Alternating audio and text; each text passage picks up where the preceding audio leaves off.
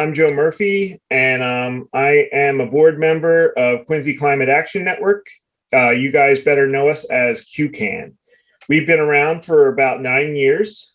Over that time, QCAN's advocated for an energy manager, which we're very happy to have Shelley Dean here tonight, which has been a big addition to the city since we first started. We've advocated for solar panels, which we have on most of our schools and 113 homes through the Solarize Quincy program. We've worked with our city councilors to support electric vehicles in the city fleet and for electric buses in our soon-to-be-built bus barn. We've been a strong supporter of Quincy Community Electricity, which will soon add more renewable energy to all the electricity Quincy residents use. We are working to maintain and restore our wetlands and other green space. We figured out how to encourage we are figuring out how to encourage net zero buildings. And since Quincy is mostly an environmental justice as far as our neighborhoods go, the designations, we're trying to figure out how to lessen the burden of way too much pollution and other threats to our residents. So before we start, to learn more, please visit our website at quincycan.org. We hold meetings the second Wednesday of every month, except 1 month in the summer and December. So please join us in helping Quincy become more climate friendly. Tonight, we are very happy to welcome Transit Matters members Jay Flynn, Rob Kanata, and Ethan Finland is here as well. They'll be sharing with us expertise on electric buses, trains, and commuter rails. As the MBTA tries to backpedal embracing the technology we already have, the public needs to know what's possible and what's necessary for us to control climate change and preserve and improve public health. But before I turn it over to Jay and Rob, we're really happy to have Senator Keenan here. He has been an active supporter of the Roadmap climate bill that Governor Baker just passed, and he is also the vice chair of the Massachusetts Legislators' Transportation Committee. So if he'll give me a second to unmute him, I would like to thank Senator Keenan for being here and let him open up the meeting. Thank you, Joe. Good evening, everybody. It's great to be here, and it's an exciting time to be talking about these things. When you kind of put it into a little bit of context, it was just last week. It seems like after so many months and after so many years, but it was nice to see. Last week, President Biden held a climate summit, and I find that really exciting because, as I say, it was just years since the United States took a step, I think that's significant, in sending a message not only to the residents of the United States, the people of the United States, but really to the world that the United States is ready to re-engage and to step forward when it comes to climate. And I think it's a recognition that we can't change the climate like we need to in the world unless somebody steps up and takes that leadership role. And I am so glad to see that the United States is stepping forward to do that. So I think that's just really exciting. And then here in Massachusetts, the legislature passed and the governor signed an act creating a next generation roadmap for Massachusetts climate policy. And I'm sure there'll be some of the details that will be discussed in terms of transportation as tonight's meeting goes on, but it's an important step forward for the Commonwealth of Massachusetts. And as much as we need our nation to lead, within our nation, we need leaders. And Massachusetts has indicated that it's willing to do that with this legislation. It's quite exciting. And then coming back, and this goes to kind of QCAN's thoughts over the years, is locally, we are doing things that will have an impact on our environment. And I listened in a little bit to the beginning in the conversation regarding the new bus storage facility and maintenance facility in Quincy. And that's an exciting step forward. The MBTA has been a little slow to embrace the idea of battery electric buses, but I think with each passing day, they are becoming a little more committed, not as committed to it as we would like to see, but they, I think in theory and increasingly so in practice with a long way to go, are more seriously looking at the role that battery electric buses should play within their fleet. And so going back to the local aspect of it and what's going to happen in Quincy, and I heard Jay talking about it just a few moments ago. Presently, there's about 1,100 buses in the MBTA fleet, and their maintenance of those is spread out over 9 facilities across the greater Boston area. The Quincy bus barn, which is on Hancock Street, is the oldest facility in the system. And I don't know if people have been down there, but I have been down there on many occasions, and it is just an outdated facility. In order to fix something on the underside of a bus, if it's an issue common on the left side and the right side of the bus, they have to pull the bus in at a certain angle to do the right side. They have to pull the bus out, move it back in order to do the left side. And they operate from underneath the bus down in kind of these wells that are within the facility.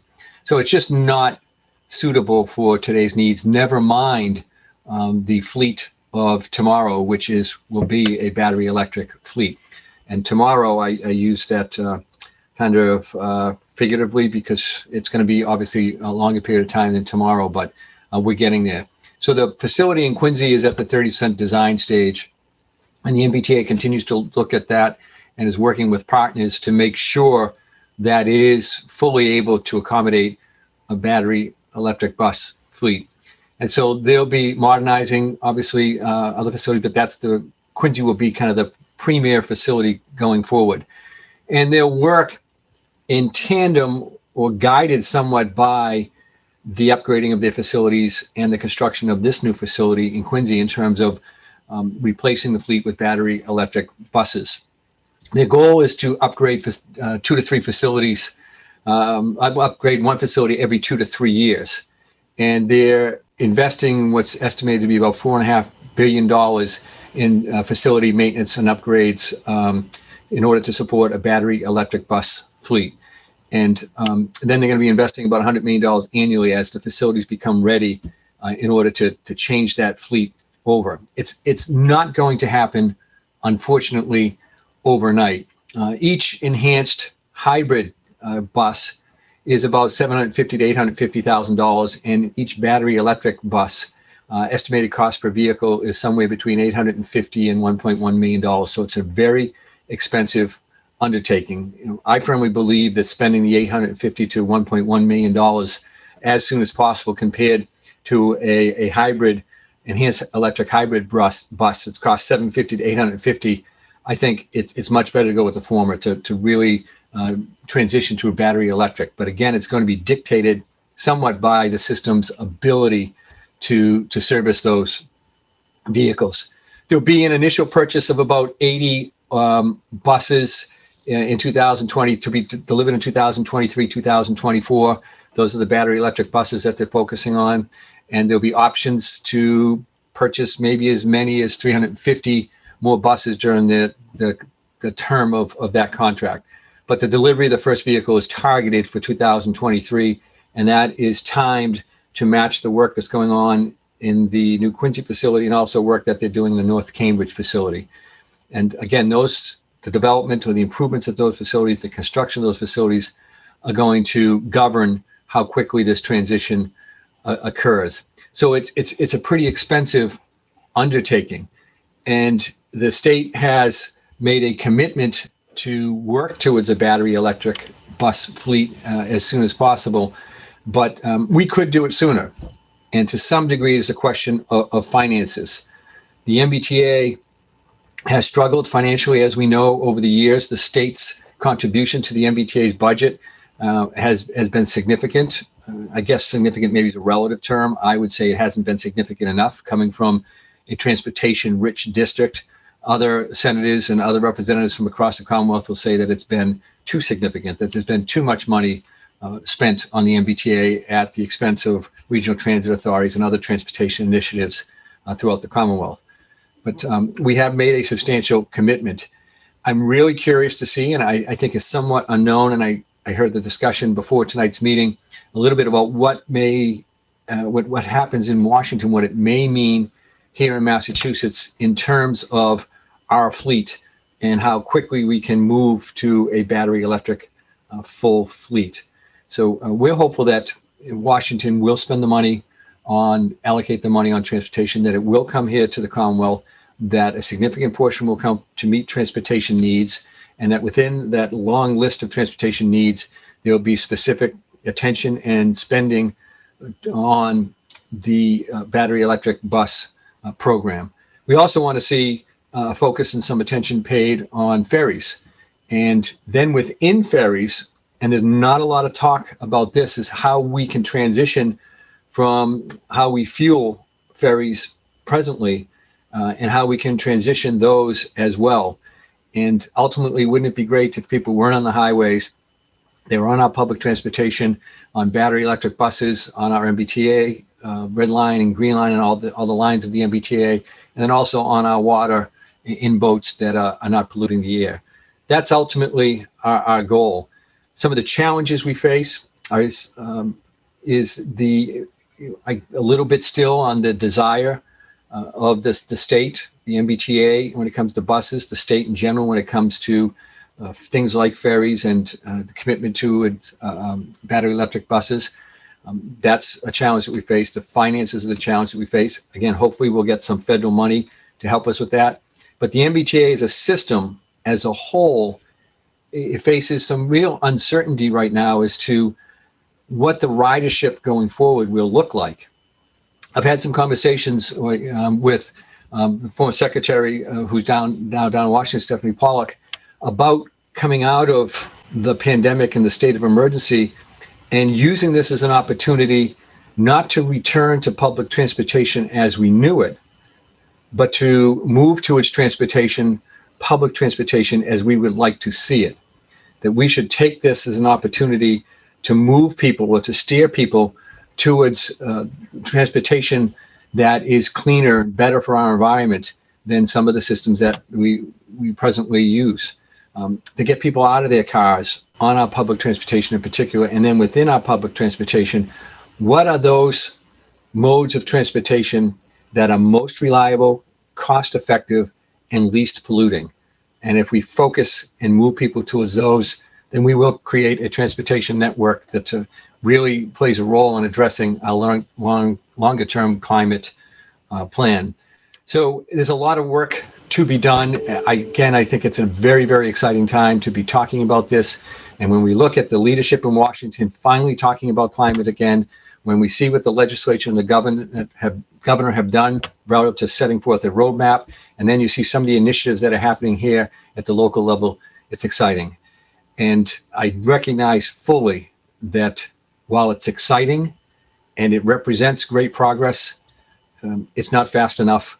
And our goal is to keep pushing so that we get where we have to go so much sooner and much rather than later, and that we continue to play that leadership role here in the South Shore, Massachusetts as a leader in the nation, and then the United States as a leader in the world. So exciting times, and I thank you for your involvement. I can tell you that when we had the public meetings relative to the bus facility in Quincy, the MBTA moved relative to their thoughts and their commitment to battery electric buses as a result of the input that they got from the meetings, and particularly the input that you folks offered.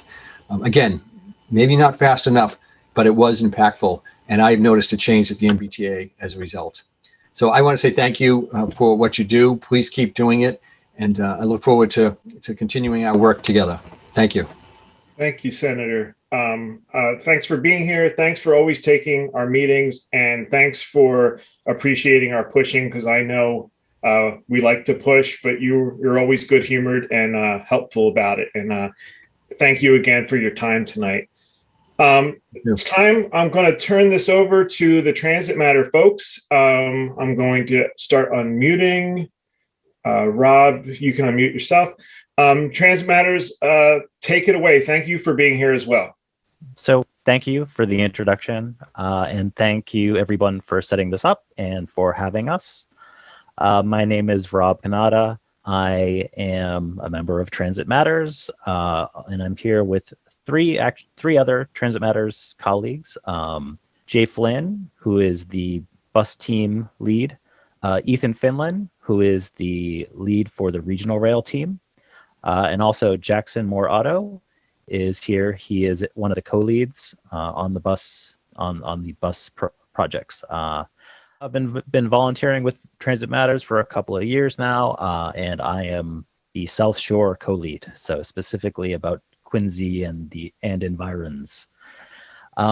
So I just wanted to note, so for Senator Keenan, I think one of the things you said, that taking an opportunity not to think about transit as we have had it, but what it could be, right? I think that is the core of what Transit Matters is all about. A lot of our work is about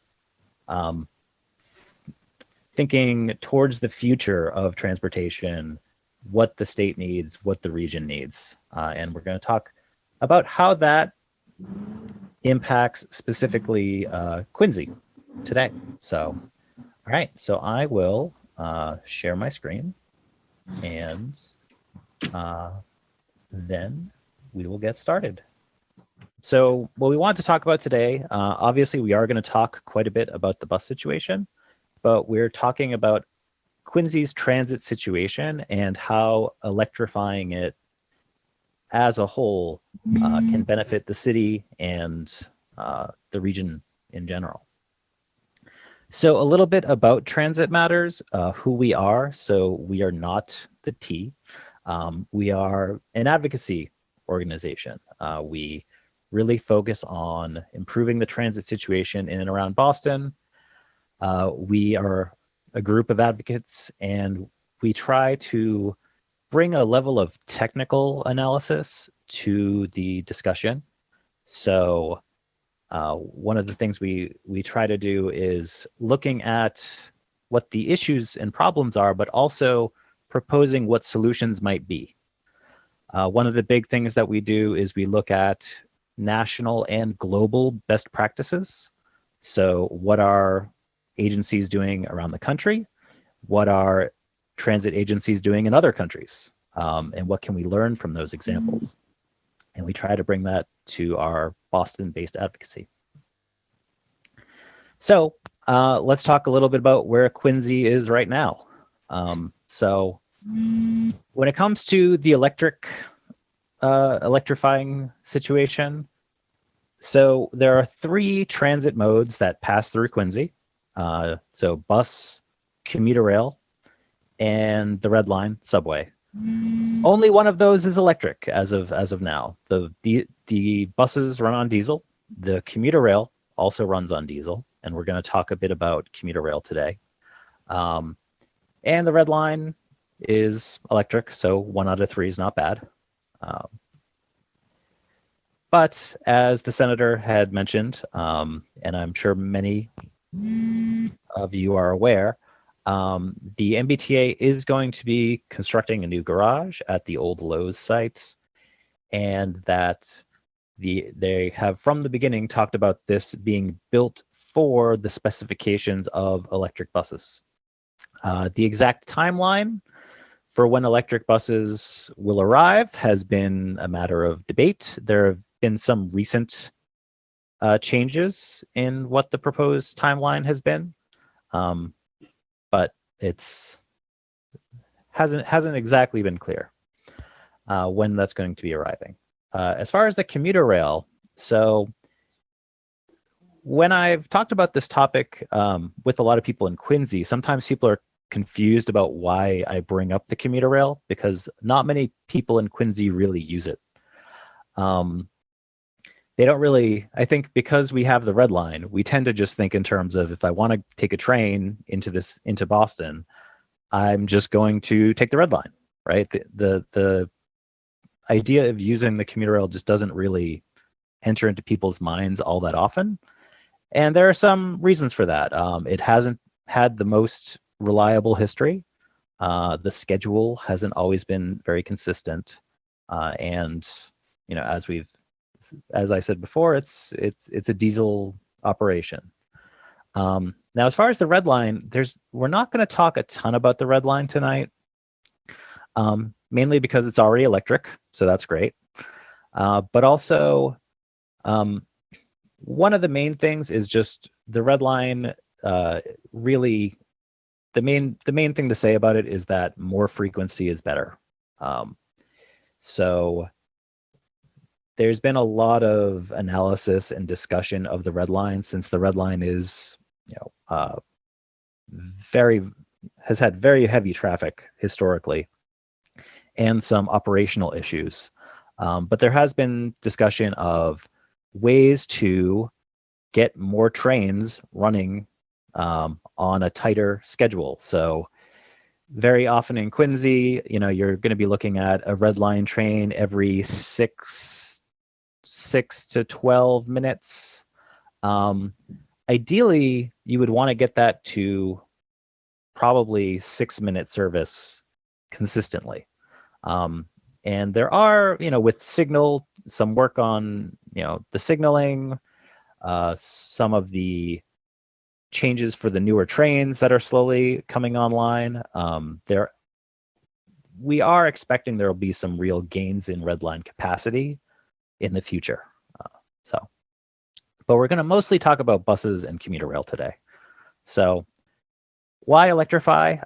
Since I know a lot of folks here are very climate oriented, I know I don't have to do a whole lot of selling on this point. But there are actual operational reasons why electrification is good beyond the environmental piece that we want to talk about. But of course, the cleaner air is a huge benefit in and of itself. The diesel operations create greenhouse gases. They fill the neighborhoods with particulate matter, and they're noisy, right? They create a lot of noise pollution, both when they're traveling, but also if they're idling. So if you happen to live in an area where buses might be parked for a bit, you're going to be listening to a lot of idling diesel engines. This is especially, the emissions issue is especially important when you look at Metro Boston in general. The asthma rates in Metro Boston are quite high compared to other state and national averages. And air pollution, we know about the impact on the lungs, but it's also worth mentioning that there are heart disease, stroke, cognitive and memory issues are also correlated with heavy levels of air pollution. So there are plenty of just from an environmental and public health perspective, these are some serious gains. But from the service perspective, there are other really good reasons to electrify service. So the picture I've chosen here is not from the Boston area. This is from Japan. And this is one of the high-speed trains, the Shinkansen system. And if you notice, there's lots of wires everywhere. The high-speed rail systems, in places that have really good high-speed rail, it is all-electric service.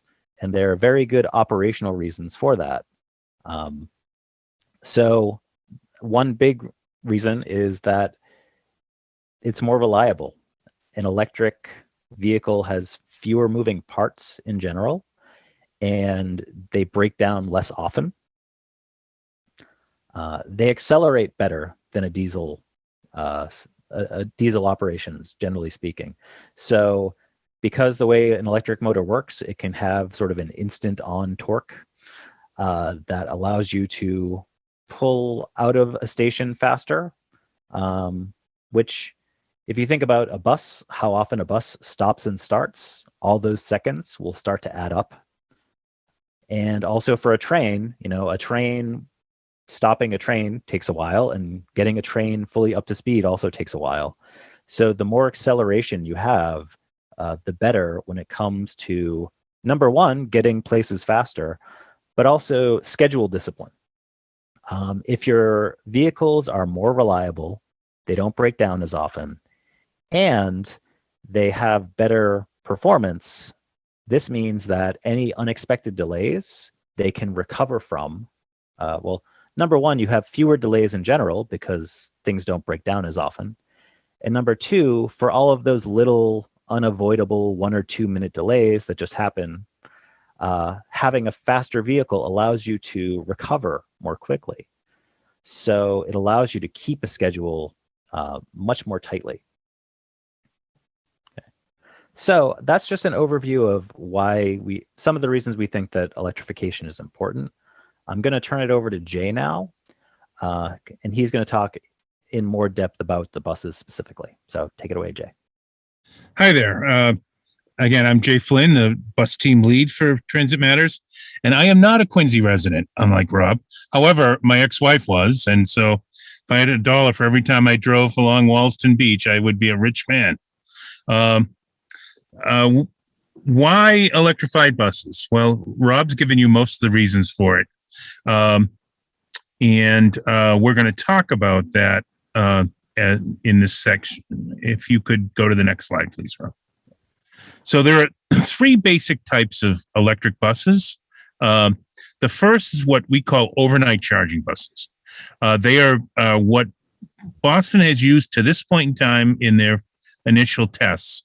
And they basically charge overnight, kind of like your phone. You know, you charge it once and you go out during the day. And of course, if you use your phone a lot during the day, your charge may not last until the end of the day. And we'll talk about that a little more in a minute. The second kind is what's called en route charging, and that's the middle bus. And what those are buses that run off wire most of the time, and will only have maybe 1 or 2 spots along the route in which they charge while stationary, usually in a station or a terminus at the other end of a line. And then the third kind, if you see on the right, those of you who spent time in Cambridge or Watertown would probably know our beloved trolley buses. Except these would be trolley buses with a battery charge in them, so that they could run 2/3 of their route off wire.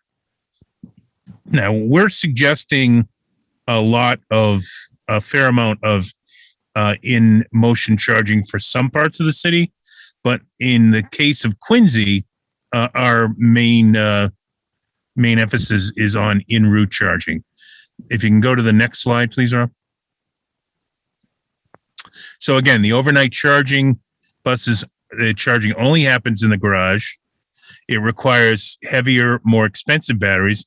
So I was just reading a piece today about people starting to worry now about, you know, with the larger number of lithium batteries, what's going to happen to the recycling of the lithium in, 10 or 12 years. And it also requires a lot more grid infrastructure at the garage site, which is both expensive and unsightly. And I think we're on the next slide now, please, Rob. So overnight charging buses have a particular problem. Probably many of you, if you've gone out at early in the morning on a cold winter's night and you try and start your car and it doesn't want to start, right? Well, at least out here in Sterling, we have that problem. And that's what problem that overnight charging buses are having. That there's 2 issues. One is that they use more power in the winter because they need to keep the bus warm. And at the same time, the cold has reduced the power that's in the batteries. And we've looked at a number of examples. The one we have up on the slide right now is Indigo, the Indianapolis bus system. And they had gotten a bunch of overnight charging buses. We're expecting 275 miles. They got much less than that, and they ended up going back to diesel. So this is a missed opportunity. And this is a common issue in climates like ours. Whereas en route charging solves a lot of that problem. And if you could go to the next slide, please, Rob. So again, we're suggesting mostly a combination of IMC and IRC in the MBTA region. And it depends on the nature of the bus routes in the area. And since if you look on the map that just popped up on the right, you'll see that pretty much every bus that runs out of the Quincy garage comes and goes through Quincy Center. As the old saying was, all roads lead to Rome. Well, in this area, all bus routes lead to Quincy Center. And so while there are small areas where a large number of bus routes go, it's not enough really to warrant putting in wiring. And so we've been recommending that the Quincy Center network be en route charging, that a number of chargers could be put in the station, and that buses could charge, especially during driver breaks. And then if the weather is bad enough and the route is long enough, there might be times where there would have to be an additional charger at the other end of the route. So if you could go to the next slide, please. A number of cities with climates like ours have tried IRC. Worcester is the most closest example, and they had run a combination of overnight charging and IRC overnight at start, and they were dissatisfied, so they brought some IRC in, and they found that their maintenance costs dropped, their cost per mile dropped, and that once they did the IRC, the system worked quite well.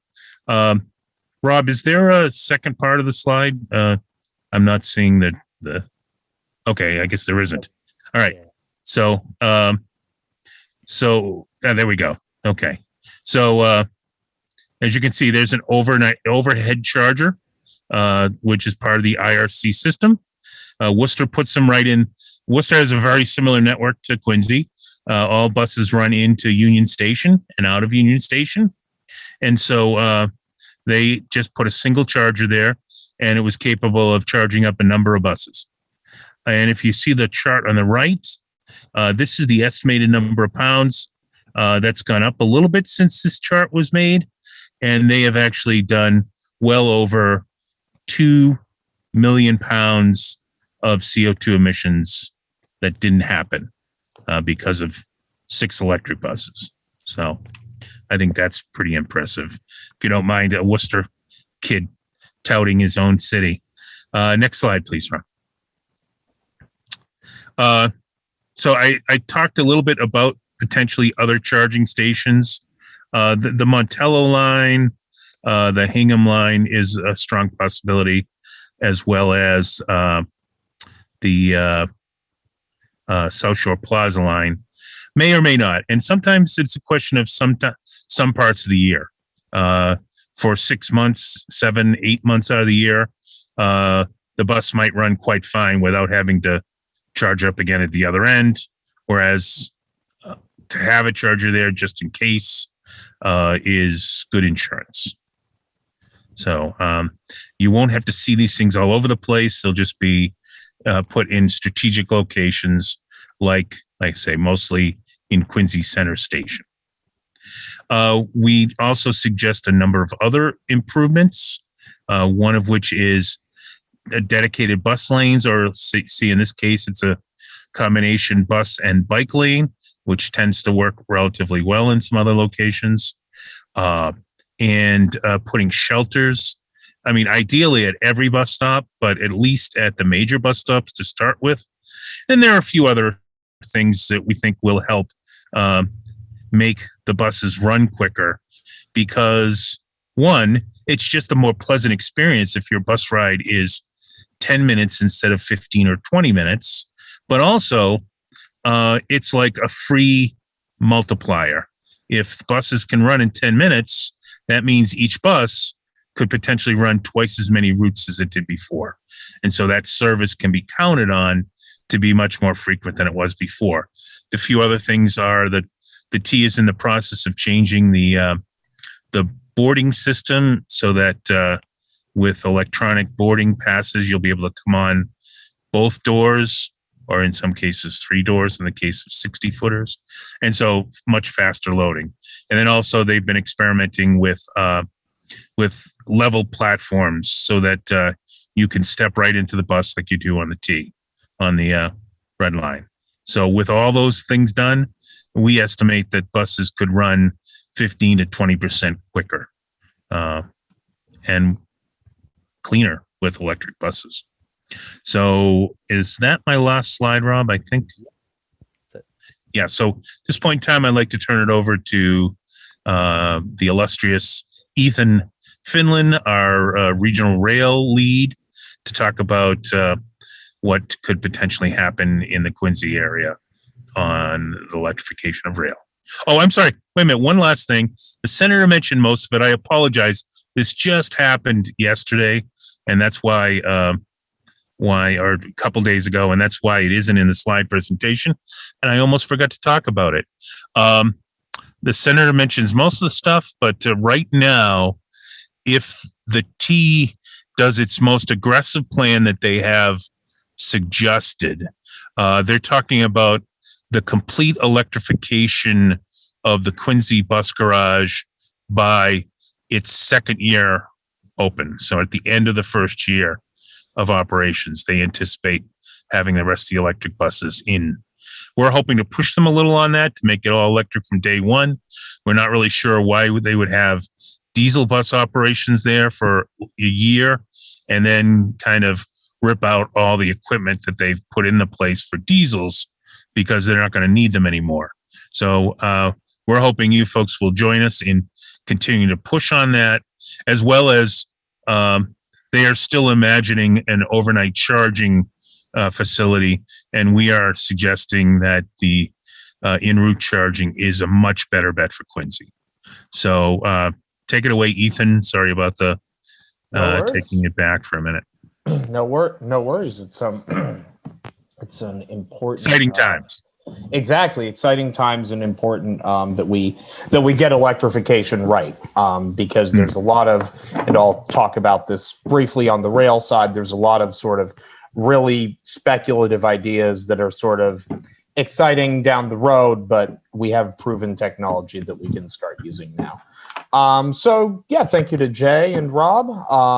So yeah, my name's Ethan Finlan. I'm also not a Quincy resident, but I've been to Quincy a couple times and always enjoyed myself. And I'm the regional rail campaign lead at Transit Matters. So just to sort of explain what regional rail is, yeah, it's the idea that we have this large network of rail lines that extend out into the suburbs and into Massachusetts gateway cities, as well as to Providence, and hopefully, potentially in the not too distant future, out to Springfield and Manchester as well, as has been discussed recently. But though these lines only run, or historically have only run in such a way that serves sort of white-collar commuters who go into Boston at the beginning of the day during the week, come out in the evening, and there's, a very sort of skeletal level of service at all other times, and in some cases with these really wide gaps, and in many cases no service at all on weekends right now.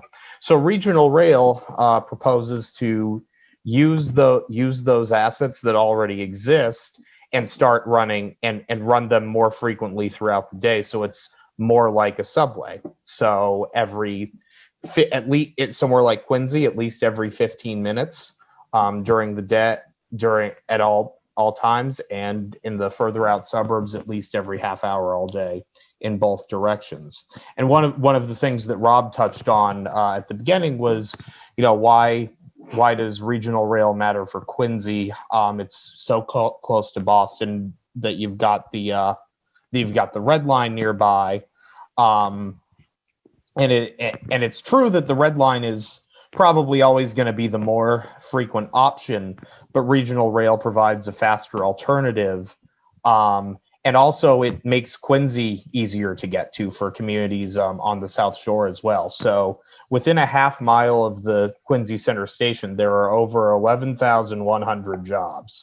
So getting people from the rest of the South Shore to Quincy, creates more opportunities for employment and more opportunities for economic activity. And it connects Quincy to the rest of the South Shore as well. So how do we get there? Well, there's 5 critical components of regional rail. The first is system-wide electrification, and buying what we call electric multiple unit trains, which we'll talk about shortly, to speed trips and provide more reliable and greener service. High platforms, so like what Jay was talking about with building new boarding stations for buses that let you walk right on. That actually already exists on all of the South Shore commuter rail lines, which is an advantage of having the lines be reopened in the last 20, 30 years. Strategic infrastructure investments to break up bottlenecks, which is very relevant for the South Shore, that frequent service I talked about, and making transfers between regional rail trains and subways and to subways and buses free, and equal fares to the subway, where the subway either parallels regional rail or would if there were a subway line that did, and just cheaper fares overall, with means tested discounts where appropriate. So if you go to the next slide, we can talk about how Quincy Center fits in with regional rail. So as you probably know, the 3 lines that serve the South Shore all pass through Quincy, the Greenbush, Kingston, Plymouth, and Middleborough, Lakeville lines. And the advantage there, when you have trains every half hour, is that Quincy can get a train every 10 minutes. So, that's helpful. For instance, if you're connecting from a bus, you can time the buses such that they arrive at the same time as the regional trains. So if someone's going right to JFK UMass or right near South Station, they rather than worrying about just missing their train, they can potentially have a timed transfer. And half hourly service to anywhere on these lines, as I said, adds benefits for Quincy and for those residents as well, so they can access Quincy as well as Boston. So as with buses, electrification is critical for all the reasons Rob mentioned. We propose to electrify the regional rail lines with overhead catenary wire. You'll hear a lot of talk about sort of battery trains, and unfortunately, it's sort of the same issue that exists with overnight charging. The range is limited, meaning you have to spend more time charging the further you want the trains to go, and that ties up platform capacity at the end of the line, meaning you can only run so many trains. Whereas overhead catenary wire is a proven technology. It helps trains move more quickly as opposed to the third rail that you have on the red line. For something that's a little longer range, the overhead catenary is just a better system. And based on recent projects in other countries that have been aggressively electrifying their network, including Israel, which I mentioned because they had no electrification of their mainline rail whatsoever, but they were able to do it quite cheaply. So we estimate a range of $180 to $350 million to electrify all 3 of the old colony lines. And you can go to the next slide.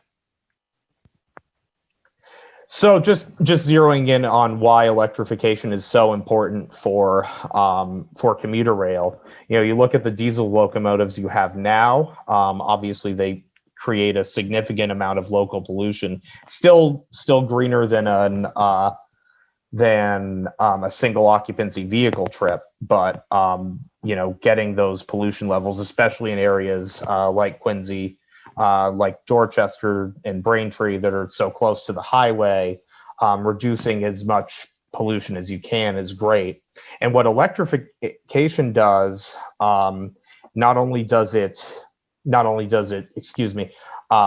remove pollution from the trains themselves, it makes the trains faster and more reliable because they have multiple motors when you're talking about EMUs, and they're just cheaper to maintain. They're easier to maintain. They fail far less frequently. And if you'll click ahead, Rob, we have the graph that shows just the difference between the T's most reliable locomotives, the newest ones they've gotten, and the low end of EMUs. They're on the higher end, 20 times more reliable than even the T's best locomotives. So by making service more reliable and also faster, you make the rail service more competitive with the Southeast Expressway, which you wouldn't think was hard because, as I'm sure you know, that is the most congested stretch of highway in the state. So once you have a reliable, fast, and frequent option, you can start pulling a lot of traffic off I-93, so that produces pollution in that sense as well. And just to drive home the point about the faster trips, we drew up this little diagram. If you want to click ahead, Rob. Yeah, sorry, there might be a bit of a lag between when it's getting clicked and when the images are showing up. Okay. But yeah, so you can see that the trip to Brockton is 6 minutes faster from Quincy, 14 minutes faster to Middleborough Lakeville, and 10 minutes faster to Bridgewater State. And you'll notice that we have the stations in purple are proposed new stations. So it's possible to get a faster trip with EMUs and with high-level platforms, which already exist, and obviously which the new stations would be built with, even with 3 new stations on the Middleborough Lakeville line. And this is just speaking to that branch alone. You'd see similar reductions in trip time on the Greenbush and Plymouth lines as well. So if you want to go to the next slide. Another key component of regional rail is fare equity. So the trip from Quincy to South Station costs $2.75 on the red line.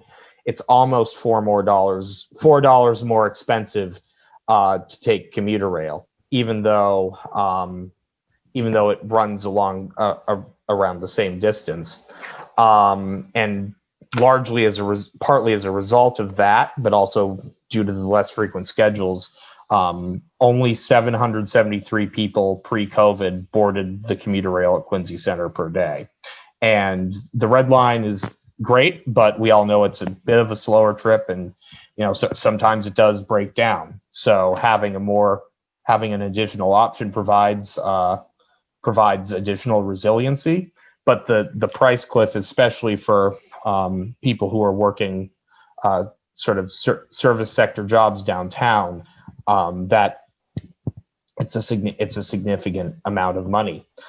So with regional rail, we propose to make the fares to the subway equal and have free transfers. And another benefit of electrification, because you're saving money on the maintenance costs, you bring down operating costs. So people will say, well, that's just going to make it more expensive to run if you cut the fares. But part of the answer there is, electric trains have a high capital cost, high upfront cost, but they save you money over time. And the other piece that's important is frequency, if you want to go to the next slide. So like we've talked about a couple times now, historically the schedule, if you want to go, say if you wanted to go from Quincy to Brockton, well, you could hypothetically get a train at 6:42 or 7:37, then no train for almost 3 hours. And this isn't the exact schedule, but as you may know, this is not an exaggeration. Gaps that are like 2.5 to 3 hours long were common. Now, fortunately, in response to the ridership drop post-COVID, pardon me, the T's actually moved to what we call more of a clock face schedule. And clock face schedules are at memorable intervals throughout the day. So if a train runs every 10 minutes, for instance, you can get a 6 o'clock, a 6:10, a 6:20 going into Boston. You want to make that Brockton trip, you have an option every 30 minutes. We're not at that point yet, but the introduction of clock face schedules, which are about every 2 hours for each branch, is a significant step forward. And regional rail improvements will allow us to get these even more aggressive schedules. So it becomes really like an express red line. Now, there is one particular issue impacting Quincy and the South Shore lines, and that's the fact that much of the track through Dorchester and Quincy, much of the right-of-way is only single track. This, especially with diesel, just because of the lower reliability and the slower speeds, severely limits maximum possible frequency to all 3 lines. Now, double tracking the whole thing, ultimately, we believe is necessary to get the frequency improvements that are warranted to serve Quincy as well as some of the growing communities further south. But it would be an expensive project requiring hundreds of millions of dollars, and would have a long lead time. But fortunately, in order to run trains every half hour to each branch, it's possible to get there with electrification, but also just double tracking Quincy Center Station and realigning the Red Line tracks further north. And potential, just for resiliency purposes, potentially double tracking JFK Station as well. The reason why is because you can time trains to meet at stations. Because whenever you have trains going more than one direction, they pass each other. If you can time those meets at stations, it's just much more reliable, and that gets easier with electrification. And we did draw up a small graphic just showing how that sort of interim fix would look.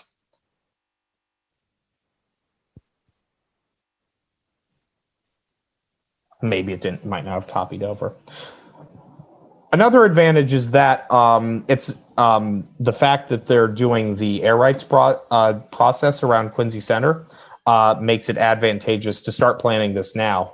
So the parking garage that was there for several years is gone.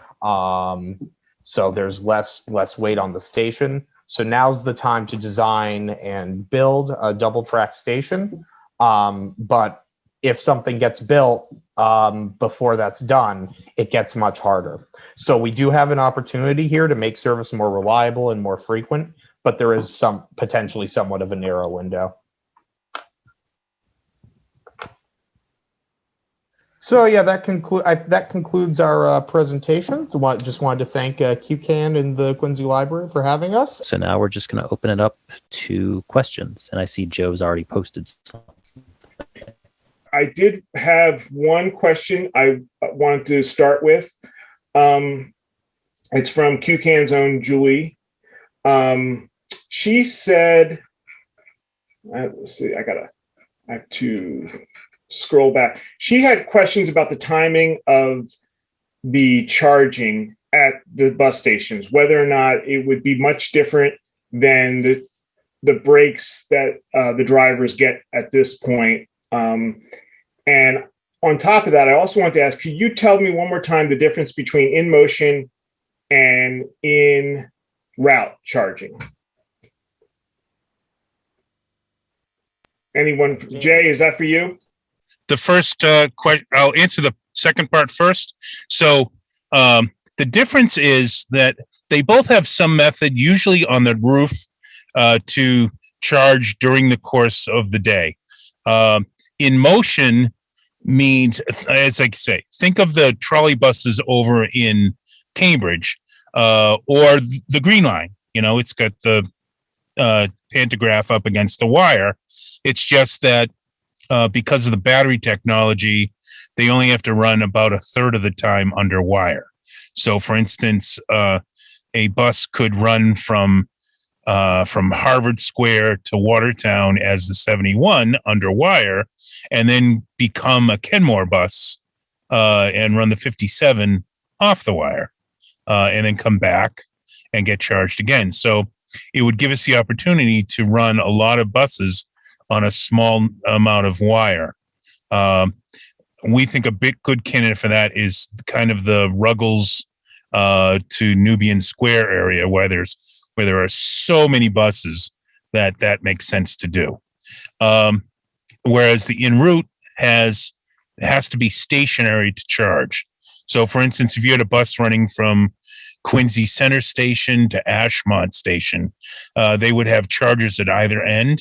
And depending on how they were running on the schedule, what kind of weather it was, so what kind of draw they were having, they could potentially charge at either end. However, buses don't necessarily need to charge every time they go in and out. It's usually at the most once an hour. So I think the second part of the question was how often they have to charge. Was I right in that? So I'll just give you, for instance, a good sized battery, but not the largest battery on a bus, is about 500.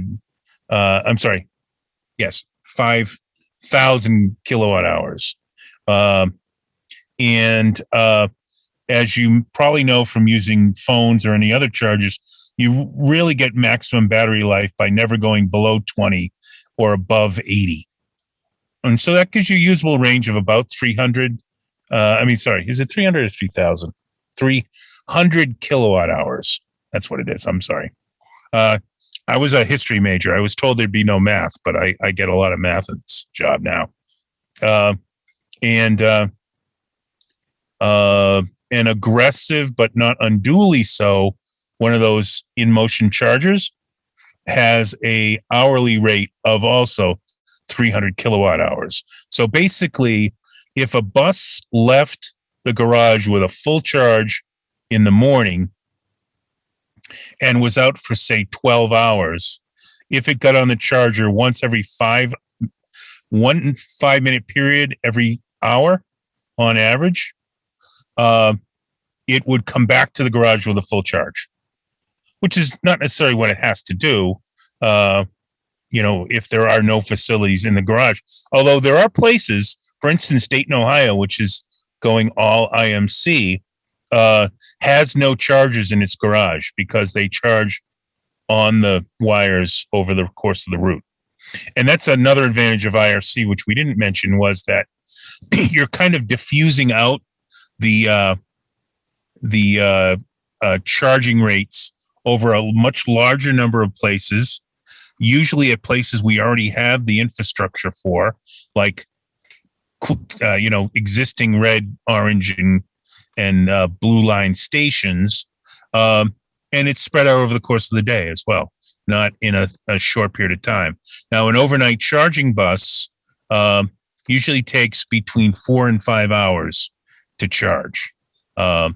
And unfortunately, like with some of the runs they made with the 5 buses they were testing, they found they were barely getting through the morning rush, and they would have to go back to the garage to charge again to be potentially ready for the afternoon rush. Well, that's fine with some buses. There are more buses used during rush hours than peak hours than non-peak hours, but you have to have at least half the bus system reliable all day, or you have to have more buses, and that's not an inexpensive thing. So I hope that's a question.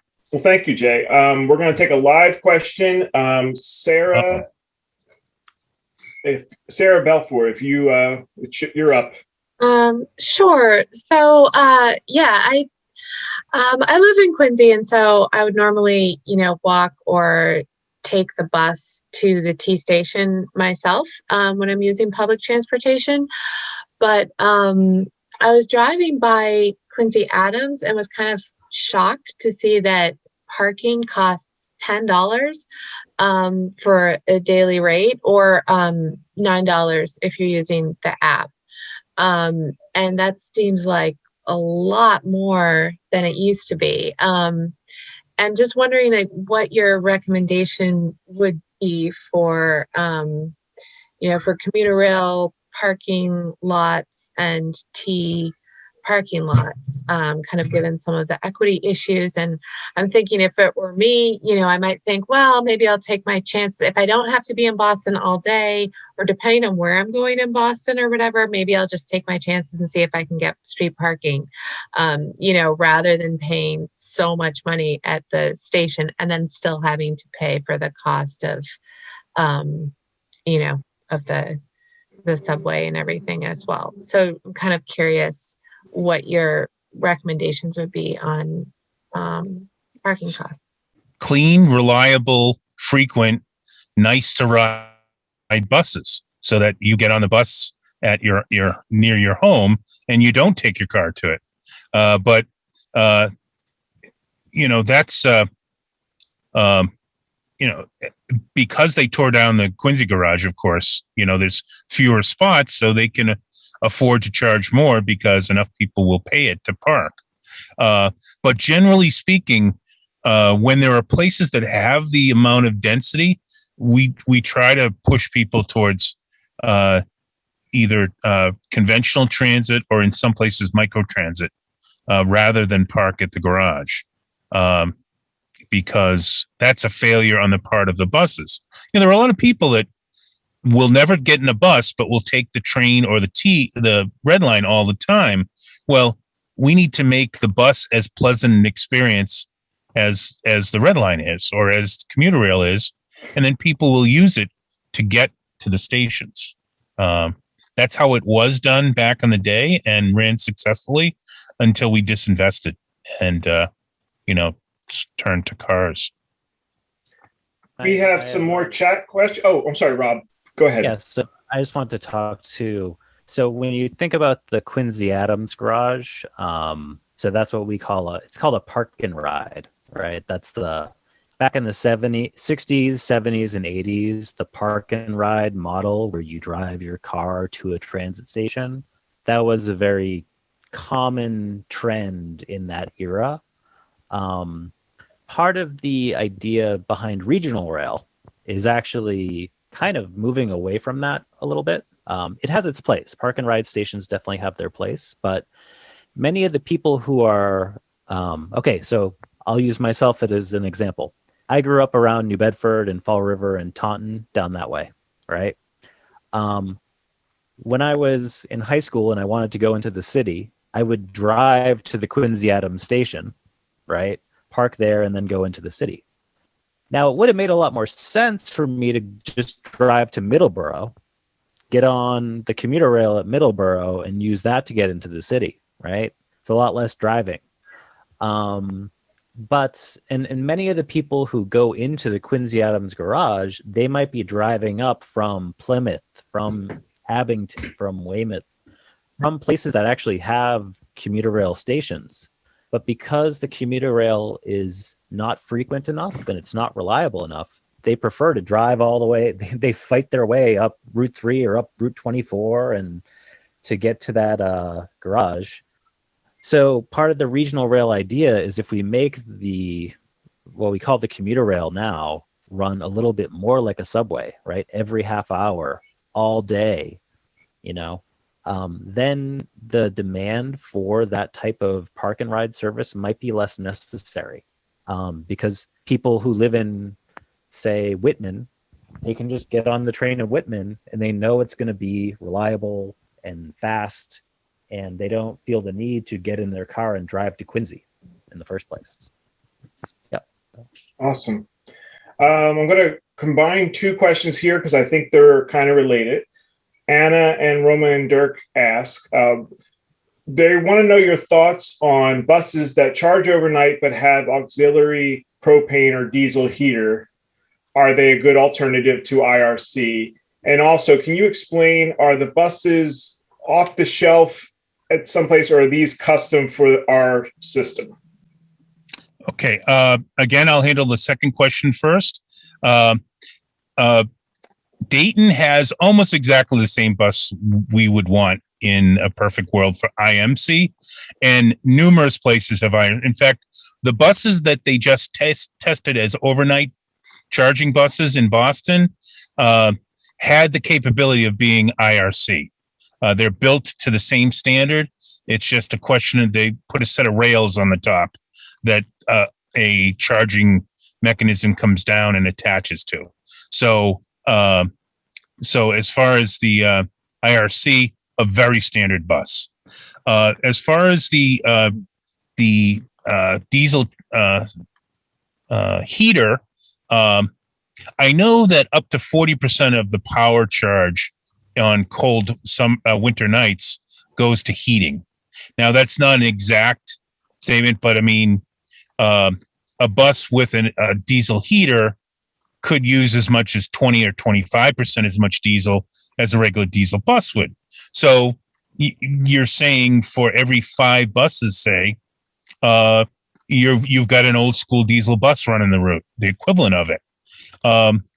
And there are some places in which that makes sense, although we're concerned that they're talking about diesel as opposed to, say, bio mass of some kind, either or used vegetable oil. things that can be generated without using hydrocarbons. And also diesel has, even in the sense of being used as a heater, has really bad particulate matter emissions. So it's a better step, but not as good a step as all electric. Thank you. I missed a question on the chat first. Do you also see them putting charging at the Braintree bus stop as well? Robert says he sees buses like the 225 and 226 stopping there for long periods of time in Weymouth Landing. Yes, that's exactly the kind of place we would tend to expect chargers to be. Places where buses stop for a while on a regular basis, and they tend to be termini, places where, or it could be where the drivers have a place to take care of their needs, if you know what I mean. I do. And a follow-up to our very first question. So if a bus comes in on 20% or less and needs to be charged, how long would they need to sit there to get the charge to do the whole route again? Just to do, depending again on the weather, the temperature and such, and the route, of course. Say 5 to 7 minutes would be enough to get them out and back again. Usually you won't get to that point. You'll have opportunities to top up during the day. And because of some buses being peak and other buses not being during the peak, so the ones that go off peak could maybe make it through the whole morning without having to charge at all, and they'll have an opportunity to go charge for, say, half an hour once they come off the peak service, and then the same thing in the evening. Whereas some buses will do that 12 hours, but driver stops for lunch, driver stops for breaks. Those are all opportunities to get them under the charger for a fair amount of time. That's great. And once again, I'd like to have a live question.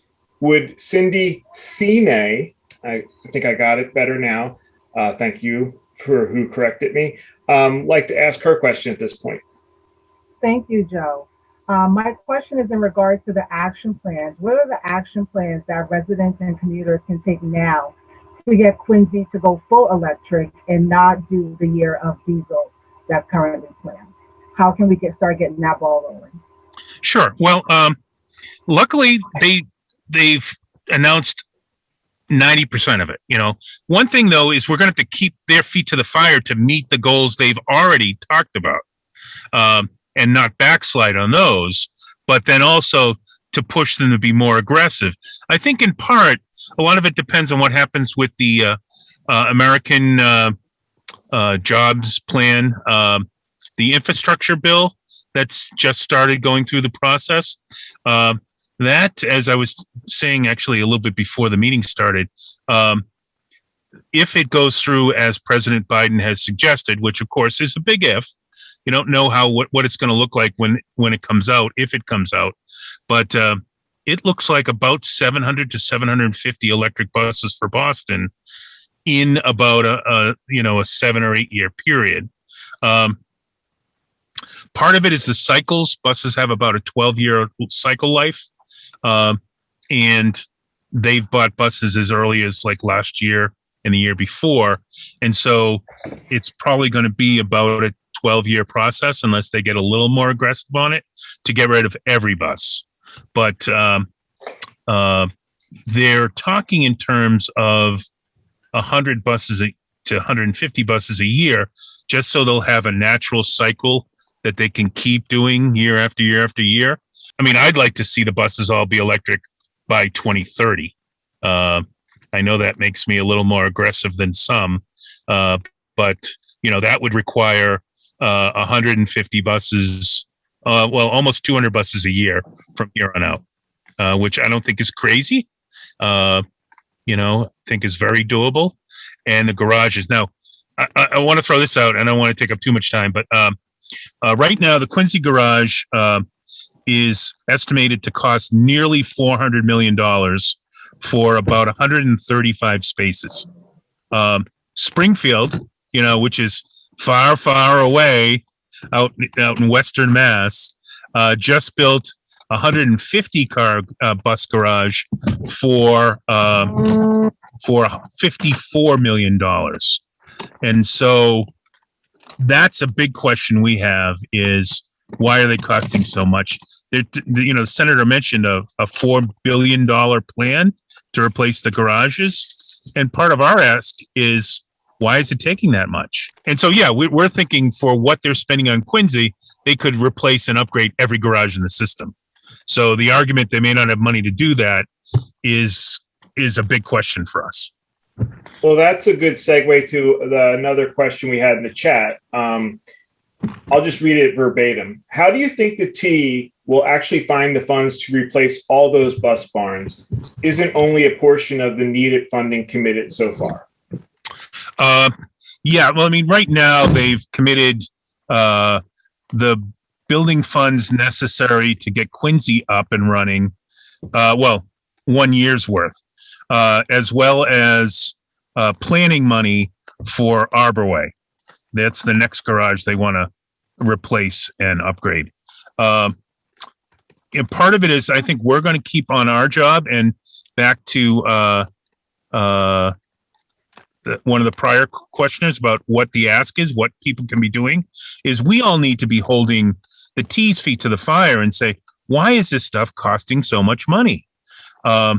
It's just, we're not the cheapest place in the world to build, but Springfield is still in Massachusetts. It's, let's say there's a 50% premium to build here. Well, that's 75 to 80 million. Maybe there's 100% penalty to build here. That's 100 million, it's not 400 million. So that's a big part of what we do at Transit Matters is point out when the emperor has no clothes, and that's what activists can do, is not only keep pushing them to meet the commitment of buying electric buses, but also the right kind of electric buses and right pricing the facilities. Well, I think it's also, go ahead. Go ahead, please, Ethan. No, I was just going to say, I think it's also important to keep in mind here that the T needs new bus storage anyway, right? Mm-hmm.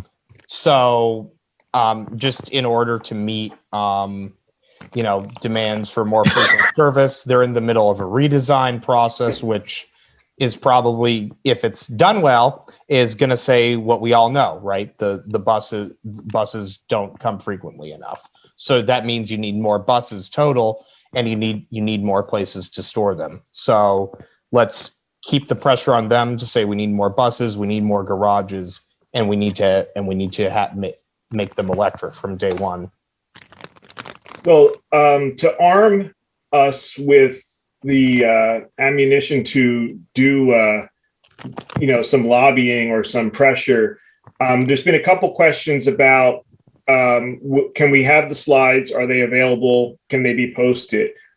Also, specifically, Robert asked if you could post the schematic of the interim solution for double tracking the commuter rail bottleneck in Quincy online. So or can you point us to where we can find stuff to help us with our communications, or is there any other things that we can get to help us with that from you? Just on the slides and the schematic, yes, we're happy to make those available. We can I don't know if you all have an email list. The schematic, great. So yeah, Rob, maybe if you want to pass the slide deck along to the team, that'd be great.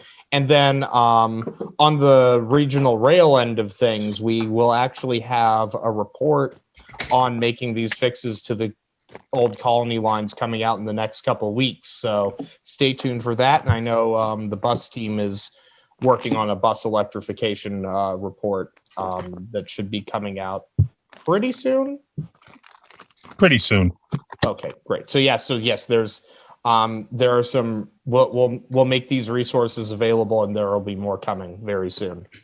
Yes, And yes. I'm familiar with transitmatters.org. Is there anything else that you can point us to for how people can find you and keep up with you? That's probably, I mean, that webpage is probably the best place. I can also put my contact info, send you my contact info if you want to post that in the chat. I'm happy to Social talk. media as well. I believe we have Instagram. Oh, right. We're on Twitter. I believe there's a Facebook as well. Yes. Awesome. And as we wrap up, we had, I can't remember if I did mention Irene Lutz from Quinn Cycles. And I just wanted to put her on the spot and see if there's any comment about the bus barn, the trail, how all this fits in with Quinn Cycles ideas for Quincy. Specifically, the bus barn will also have a trail for bikes. Do you know anything about that, Irene? I will find you and unmute you.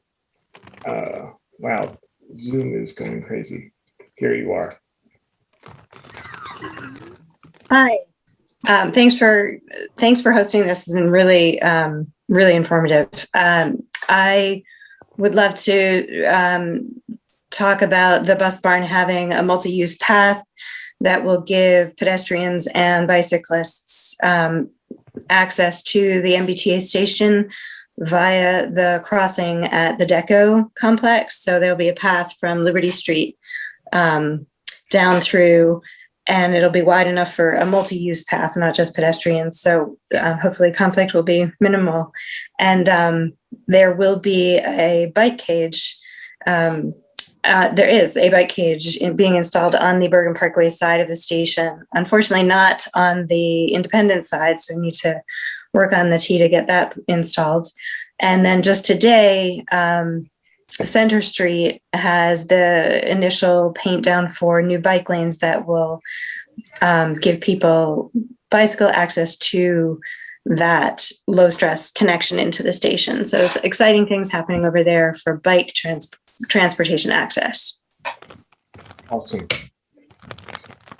I believe that was our final inquiry, and it's good timing.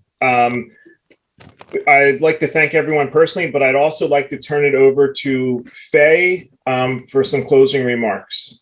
Hold on, Faye, I'll let you unmute. Okay, thanks again.